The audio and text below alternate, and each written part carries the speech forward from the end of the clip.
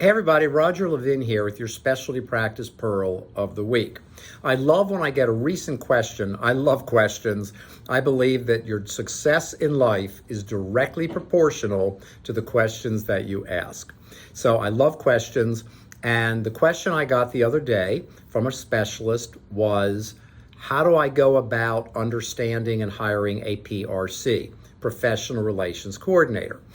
This was someone who then decided to work with us to get the whole thing off his back and have this PRC completely managed.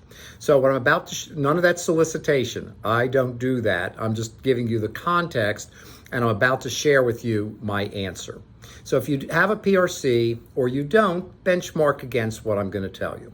Number one, you need a minimum of about 16 to 20 hours a week for 1 to 2 doctors in one location, and it scales up from there. If you cheat on PRC time, the program, referral marketing program rather, will not work. Number two, the PRC does not need any specific skills at all. In fact, you're not going to find one. People ask me sometimes when they become clients, do I need a person with a marketing background?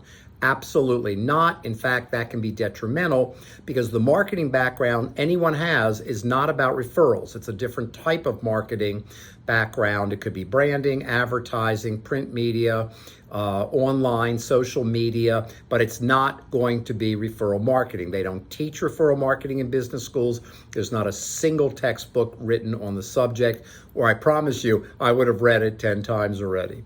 Okay, and if you're wondering why I don't do a textbook on the subject, well, I'm writing lots of books. That's just not on the list right now. So that's number two. Number three, how do you train your PRC? On the job. You train the PRC by showing them what to do and how to do it. You start with sub A. You start with understanding how to analyze the referral base in spreadsheets. Sub B, how to develop an annual marketing calendar with large strategies, medium strategies, and small strategies, all of which add up to about 13 or so strategies out of the 15 you need, and then 1 or 2 anchor events, bigger events that you can market for 6 months and get a lot of runway, as we call it in consulting, out of that. Number 4, tracking results. Every week, the PRC is tracking referral results.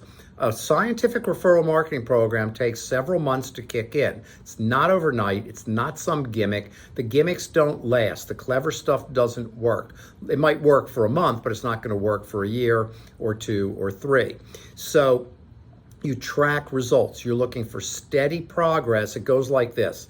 Nothing happens for a few months, then some steady progress, and then it can really take off. That's called a hockey stick curve, where you got the stick is very flat and then it just takes off. In between the stick being flat and taking off is a little bit of an upward ramping period that we usually see. Number 5, changing strategies regularly. You have to be relevant, and you don't want to be boring. So even good strategies can get boring. You need to change them regularly. We spend endless time brainstorming new strategies that we see in other industries, in other marketing worlds, in even different countries, to see what will fit best back here in dentistry. I've dedicated a good part of my career to studying the business world to bring the best of the business world back to dentistry and back to specialty practices and referral marketing. As always, I wish you increased production and referrals every year, and I'll see you next week.